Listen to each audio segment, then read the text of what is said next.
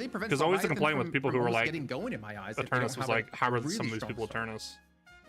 It's interesting. Yeah, I do think they are going to rely. I thought it was like because there was less, more people were getting pushed to the bottom. It's literally we see typically win their lane and look pretty good doing so. But at the same Yeah, time, the right counter laners could kind of turn that one around and make it pretty interesting. Also, Pocket for me is always a hero that but I just think Hams are is pretty weak on the lane, right? I'm not going to bet all Leviathan until they show me. Really put the pressure on. Make me believe in them. You are quite vulnerable to being just killed off in lane or forced. Wasn't executing kind of not determined returns? Yeah, I'm pretty sure he got boosted. I'm pretty sure. And if that is the case, I'm pretty sure you do abuse the game with can kind Vegas of feel hard if you're playing from behind, trying to farm up, losing towers. That's where, hey, maybe this Mokrel Drifter, from like almost like the 8 to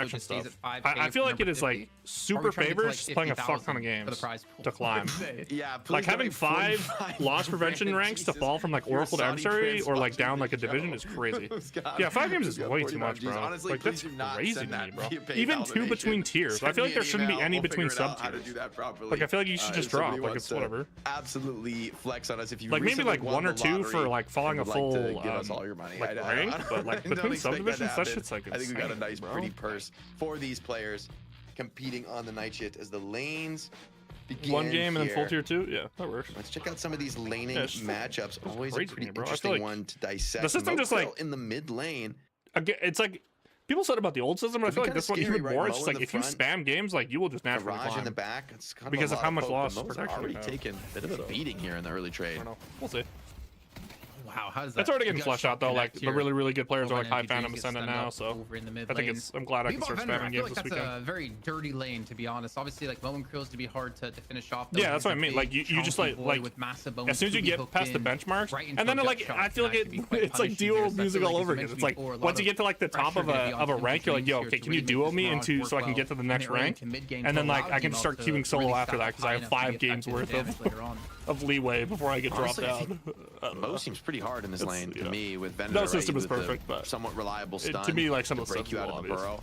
It would be pretty scary. Yeah, pretty much. Yeah, exactly. So Abrams Ram. I mean, this is one of the classic. It's a hard problem to fix. Lanes in the game, but up it's better than the old system. Like I'll take it, bro. Problems just defending the tower. Like this McGinnis Billy, they don't really need to kill heroes, right? They're just gonna try and take the Guardian. Less boosting. Like the early pickup for Saint. I feel like the show is they want to be aggressive here, especially using that wall to zone them back. Take this tower early. There's definitely gonna be a Smurf market now though. That for sure is gonna be a Smurf market now.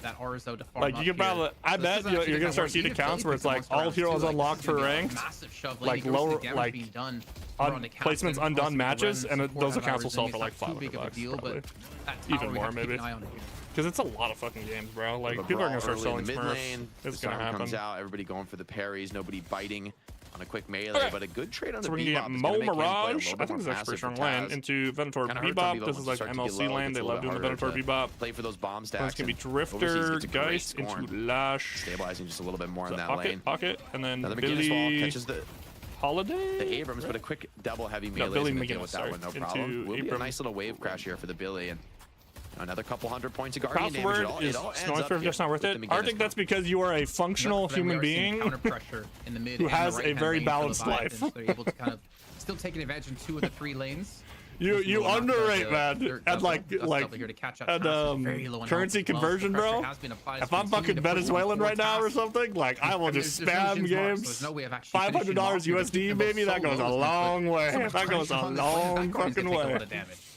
Oh man, yeah, this lane is actually turning really strongly in favor of Empty Dreams. This is why the Mirage first pick comes in. And you just underrate how many fucking like degenerate motherfuckers are in the world, bro, who will just it's gonna be a pretty painful early base computer and play fucking 25, 30 games of Deadlock a day. A minion or two, maybe not. Then they'll be able to make it back to catch some of that farm. But 6 games, 55 hours, you can sell that for $5 max. Really substantial amount of damage. Now maybe bro, I also play old school RuneScape, bro. Like people used to sell gold for like the bash dollars.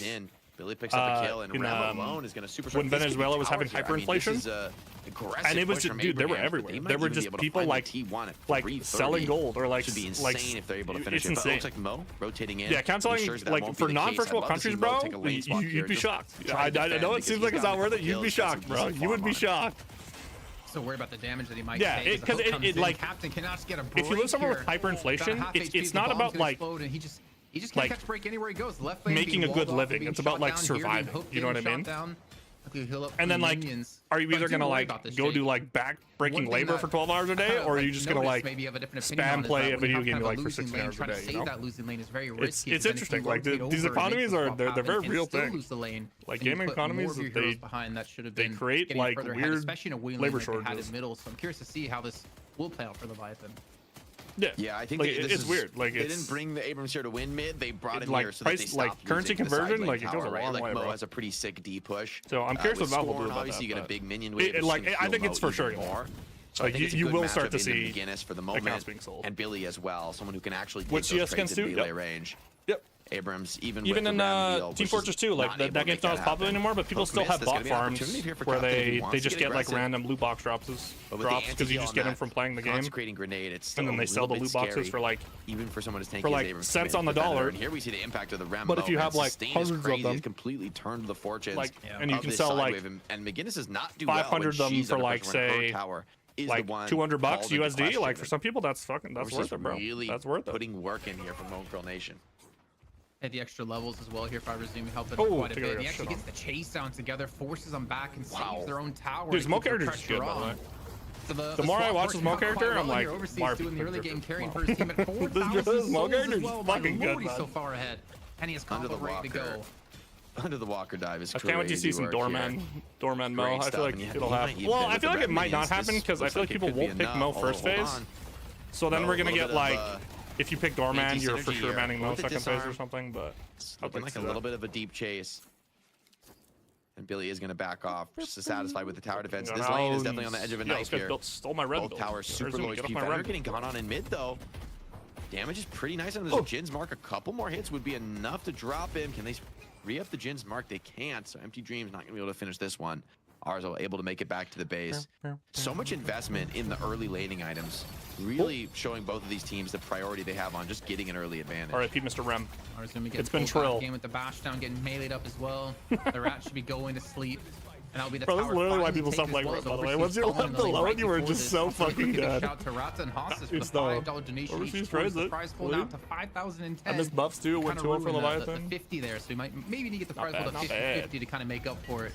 Who knows? But yeah, either way, the tower goes down. Pressure back in for Leviathan on this mid lane. And that tower's down to half HP as well. Funny enough, the right lane has actually been just giga quiet compared to these other two lanes. Yeah, it looks like it was pretty much a stalemate over there. Maybe a little bit more farm, though, going to Lash and Pocket. Seems like they're winning the economy game there. Freemok kind of struggling on the Drifter. And for a draft focused on some early picks, it does kind of hurt. The other thing about the buff farm is I wonder how they're going to... Or like definitely kind of struggled for a moment is like overseas how they're gonna regulate standard game wins. Flow charting the map here, going from tower say to you tower. have like a bot now gonna head over to the pocket that lane can play that can there. Beat like brick players. This is just Saint's job. He's like, so you just like tank enough games where the bot can like beat brick players this is the and get to like the 60 wins. At least until like I wonder how they're gonna like regulate that. I'm not going to the heavy, especially with like AI and stuff, bro. Like they're gonna be able to train an AI to like play Deadlock games. Like that will happen. They did it in Dota.